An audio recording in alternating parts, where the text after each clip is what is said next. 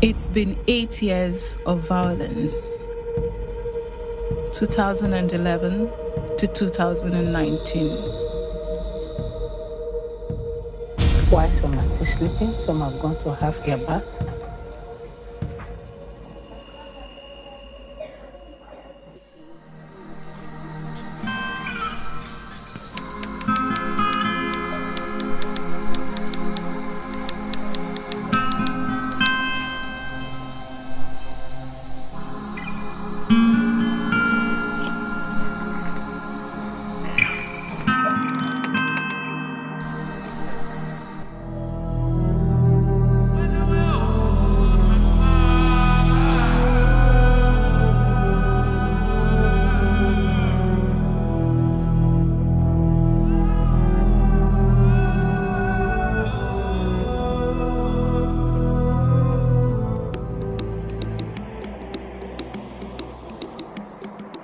This is how we began our journey to Uhogwa, Benin City.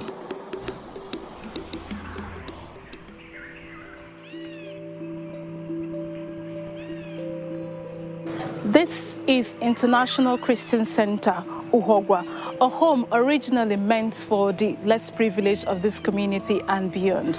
But since the year 2012 has opened its arms to the internally displaced persons as a result of the insurgency of Boko Haram.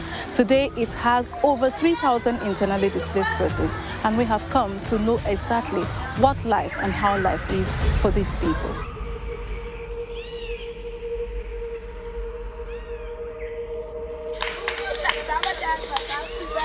In 2015, federal troops were sent to evacuate these IDPs to the north, but that was salvaged through the intervention of the then state governor, Adams Oshomole, and some state officials as well as well-meaning Nigerians. Today, they are stable here, but not without challenges, of course. It's not something that one ever think will happen in this country. Every time I talk about it, it really hurts me.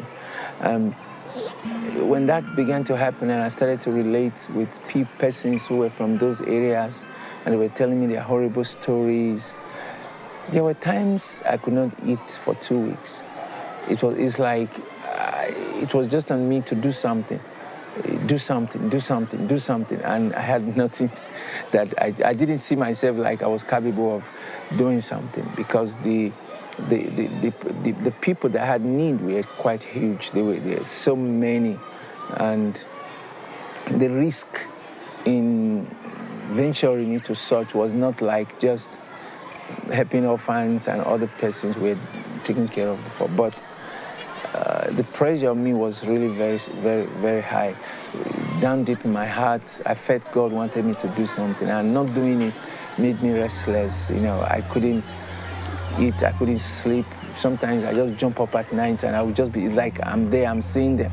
And I would cry and weep and pray to God to stop these things. God, stop it, God, stop it.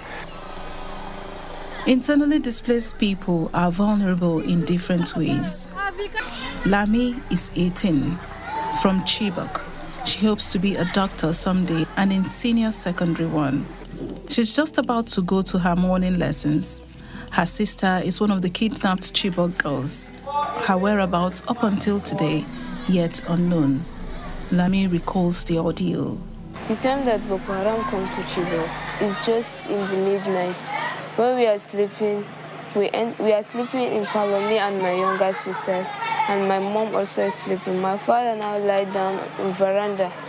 In the midnight by 12, we now start hearing the shoot of gun. My mom now wake my father for him to run out of the house. My dad now run away. He now went to climb a tree.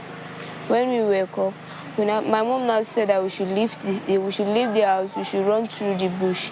And before we said we want to come out, the Boko Haram, they have already surrounded the place. And somebody now told my mom that we should not go out, that we should stay inside. When we enter inside, we are staying, we now see fire. And I now tell my mom that we should come out of the house so that the fire will not burn us inside. In the morning, we woke up. They now say that if you know that you have a child or sister or cousin in that school, that you should go to the school. My dad now go there. Before he went there... Which school is this? GSS for girls. It's only girls that are staying there. And where? In Chibok. And my dad now went there. They did not see them. And they asked of them. Some people now tell them that it's one trailer that come in and they pack all the girls and go with them. And then I asked, which roads do they follow?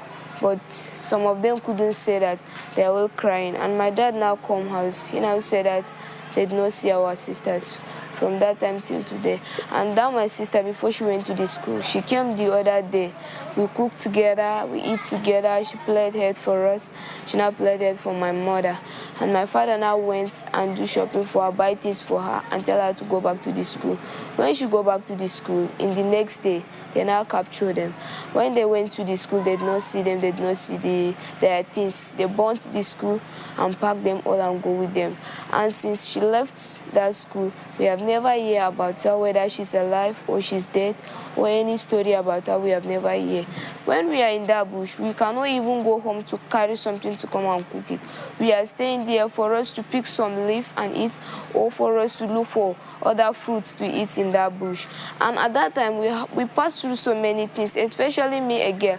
At that time, if I'm in my period, I would just look for a rag or shed like this to use it, because I cannot see pad, I cannot see anything. Some other period that I passed through, even pants, I don't have it in that bush.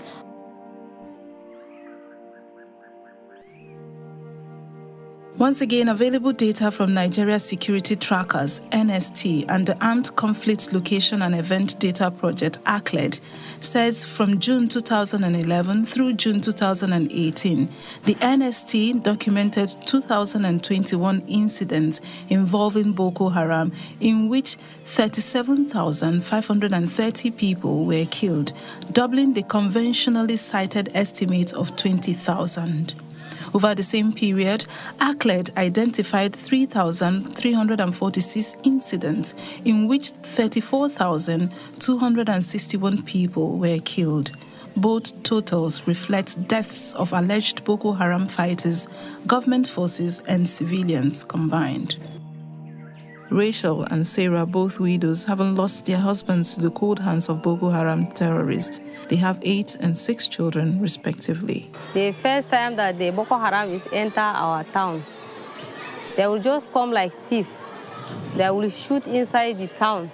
Everybody will be running away. They will pack everything away. So we think that it is thief. Sometimes they will just use stick and kill people. Sometimes they will just use knife and be cutting people. So at the last time, at the time that they come, they just come and surround the town and begin to shoot everybody. As they was shooting there, that day they kill soldiers and some those that are staying there in the border. They kill them. So later on, my husband he just come from market as he was going. They meet with the people and road. Now they use stick and kill him. As we are there preparing how to come out again, one day they just come and surround us. After they surround us, they begin to throw bomb and rocket launcher and many things.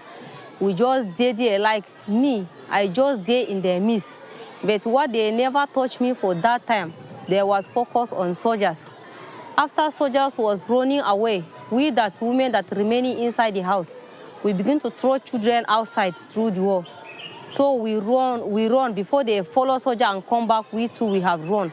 But they meet some women and some children that day, they pack all of them into bush. So later, as we are preparing that we want to go again, they went to my bread bakery and meet my child there and slaughter him. From there again, we don't carry the dead body come out. After that one, I am prepared because it is only me that remain now with the remaining children. The day that we want to come out, and I don't know where my children is. After 1 week, me too, I run along. Because you cannot able to remember children again. When they enter like this, everybody will be scattered. Whether you get small picking or you get grown up, everybody will go on his own. So I don't know where my children was. Me too, I just goes in another way.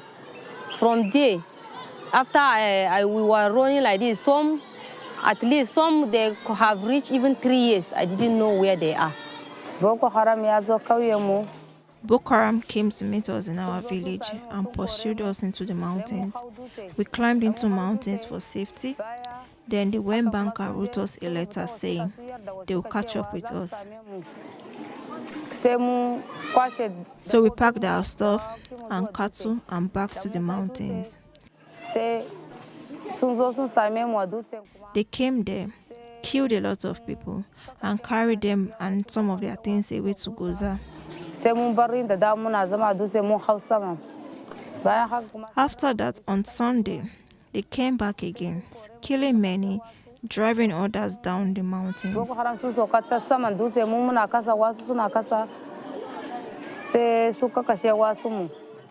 After that, they killed my husband. For 3 days, I didn't see him. I was looking for him. Then a small child told me there is a corpse somewhere around, and I agreed to follow her to check. And indeed, it was my husband's corpse. They already killed him. I begged my mom and my husband's younger brother. Together, we all went and buried him. They killed him. They took away our animals, our cattle, and burnt our homes. We have nothing. That's what Boko Haram did to us. So I left from Yola to Jos. Pastor Edel meant that I've suffered a lot, and he sent money to me to come over here. Hawa is one of the elderly here. She is here with her daughter and grandchildren. This camp plays host to over 3,000 IDPs, mainly from Borno, Yobe, and Adamawa. One of the challenges here is the space to sleep in. It is 6 a.m. and we have just arrived at the camp from our hotel room on our second day. We have come to see how a day unfolds in the life of these IDPs. Hello. Hello, good morning, Pastor. Evening. Good morning, Amaka. How are you? I'm very well, thank you. How are you? Yeah, I'm fine. Just to say that we have arrived at the camp. We are in the car. Okay. Okay, I'll meet you up there. Okay, all right. Thank you very much. You're welcome. God bless you. Amen. Thank you.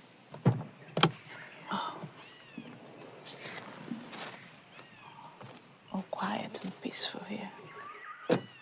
Oh, Pastor, you're here. You're welcome. Thank you very much. Good morning. Did you sleep well? Yes. How was your night? It was good. We slept well too. Thank you so very much. Thank you. It's all quiet and peaceful here. Yes. So this is how life unfolds. Yes. Yeah. Oh, thank you. Yes. So we'd like to see where they sleep. Can you show us that? Yes, I can. Okay.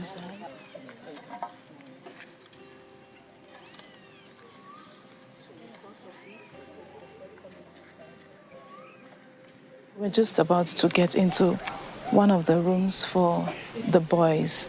According to what Pastor Evelyn had just told me, this room, one room houses up to 70 to 100 of them in one room. But because of the heat, the weather is hot, that's why you can see some of them sleeping outside. But again, it is safe and secure for them. Yes, come on. Okay.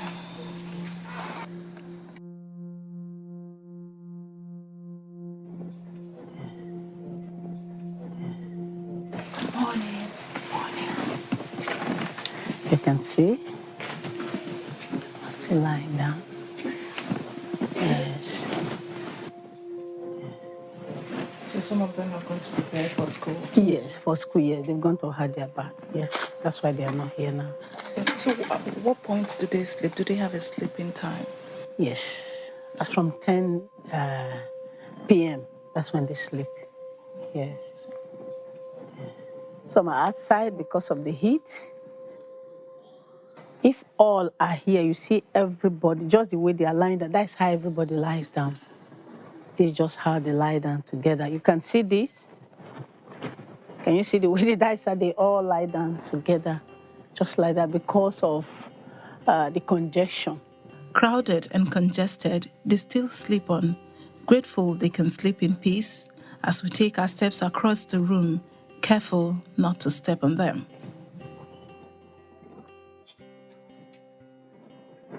John Ayuba is a survivor from Boko Haram attacks. He shares his story. Like for me, 2 of my younger ones were burnt alive in the house. In the process of that, they attacked the place up to 15 times. So I have to leave the place and go to other places. I went directly to Goza local government inside the town so that I continue schooling there. I started from JSS1. Not long there also, they attacked the place, especially my school self. They bombed the place and you have to jump the fence for your life. If not, they kill you. And they came in the afternoon during break time.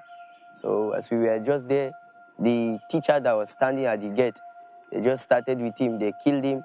So the student have to either run through the window or jump the fence. So we have to jump the fence and run away for our safety. Some do not even have a clear memory of the horror, but carry scars that would remain a permanent reminder. When the insurgents attacked his village, the father was not at home, the mother was already dead. He had 2 elderly brothers who were locked up in the room by the insurgents. And then they decided to go away with him. As they were going away with him, so he was crying, he was shouting.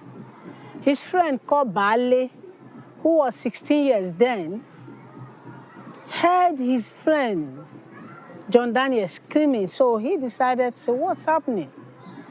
Then he threw a silver plate into another direction to take the attention of the insurgents so that they'll be able to drop his friend.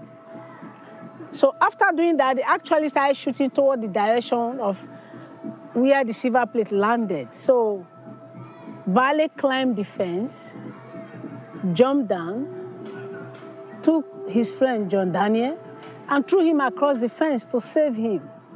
And then when Vale was trying to climb the fence, they pierced him on his back of his leg. But he was able to take him and run with him for days. And because they didn't treat him on time, that is why at the time he was treated, the hands did not heal well. So if you look at the two, they are not the same. Though displaced, their hopes of education has somewhat been restored. Cocaine is what? I've been teaching in this school almost 10 years now. And in fact, the children, they are behaving well and they are performing well academically. You see, this school is not just to teach just maybe subjects alone. The school is also meant to build their morals, to build them in God's way. So it's not just to teach to become a doctor, lawyer. No, they also teach them biblical ways, how a Christian should behave, the things you need to do. Classes again are cluttered and congested. Feeding these IDPs does not come cheap. Food, water, clothing, and electricity, all of these remain a huge challenge. The population has made us to have a lot of needs. Like in the area of feeding, presently we cook more than 10 bags. In fact, conveniently for everyone in this center to eat and be satisfied, we cook 15 bags of rice per meal. That is outside the tomatoes, other things for the stew. We make between 8 to 9 bags of gari for a bar per meal. In fact, we spend a lot cooking. We have to cook beans, 3 bags of beans, and so many tubers of yam, 3 bags of 100 kg, and so many tubers of yam to cook for children per meal. We need a lot of foodstuff, like brown beans for their health. We need rice, we need We need things for soup and stew. We need tomatoes, both the fresh tomatoes and the tin tomatoes. We need crayfish. We need everything, even yams, gari, all kind of food items, corn for tuwo. We need a lot of them in this place. This food you're seeing is for 50 children. If you look at it, you can't find meat, you can't find fish inside. The children, they deserve balanced diet. The men, on the other hand, have their own story to tell. The first time as they are coming, they just come and kill one of our member in our church. So he's a medicine seller. They just come and shooting him inside his chemist. So from there, they're just trying to come find where we Christians are there.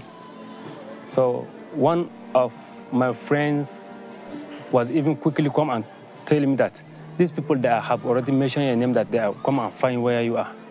So I just quickly ran with my family. As we are running, we just enter the water, that is water in Lake Chad. That water is very deep, rich like this. I just raised some of my children on my neck. My wife have raised some. This is how we are trying to escape. We go hiding around the place where surrounded by water. Is there we slept daybreak. So by 8 o'clock in the morning, we came back. We come and see that coffee. We tried to talk to policemen together with our pastor. We have gone and rent flame boot. That took that coffee, put him inside. But before we go, the agent of Boko Haram, they have taken megaphone, moving around that village, speak that every Christian, he must return to the Muslim. Or when they are still coming for 8 days to come in, they will not still using gun, because gun is too loud. When they hear that they can run away, they will not use that gun, they will just use knife to cut every Christian. Boko Haram come attacked me in my house. We are 3 in my house at that time. In that day, God, we are saving us, we are 2. But one of my friend Boko Haram killing. Now 6 Boko Haram come meet us on that day. We are sleeping in the room, sleeping, Boko Haram attacking. We come knock the door. 17 minutes past 1 o'clock in the night. We wake up. We are looking. I say, who is that? He say, it's me. One of my friends won't open the door. I told him, say, leave it, leave it, leave it. Still, he want to open the door. We are 3 in the room. This one of my friends, he want to open the door. He come outside. Before, in the time he opened the time jumping outside, he shoot one of my friends. He shoot one here, one here. So, me, I want to follow back of my friend. He put hand of my chest. Me, I back inside of the room. I bend down for ground. I raise up my hand like this. I say, what happened? He said, me bring money. This your friend won't go. He won't run. We kill us. So bring money. I say, we have no money. The money with me, I don't have money. I said, we don't buy fish. Life cannot be the same again for these IDPs, but they are hopeful. Here, creativity is born out of hardship.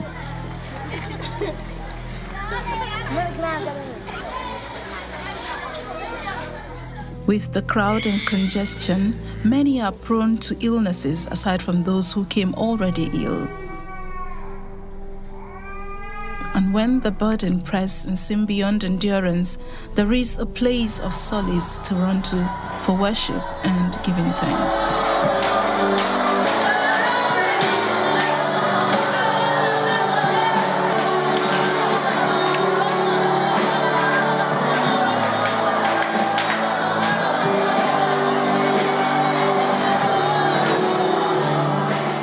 As I moved around this camp, one thing is evident.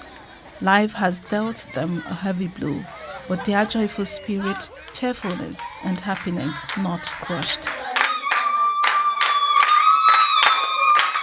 playing away as if oblivious of their circumstance.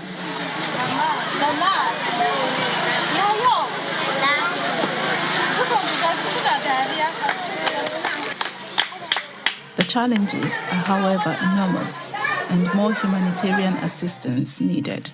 I want to appeal. You can give scholarship to some of these children. You can contribute so that as much as you have, whether little or much, and you can just come here, look at all our needs, whatever aspect of our need that you know you can fit in, you are welcome.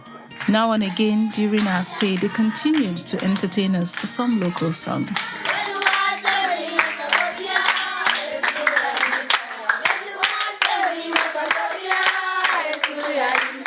Expressing gratitude for our coming, firmly sharing in the collective hope that someday, just someday, they will be back to their homes united again with what is left, if any, of their loved ones. The big question remains: when and how soon will this be?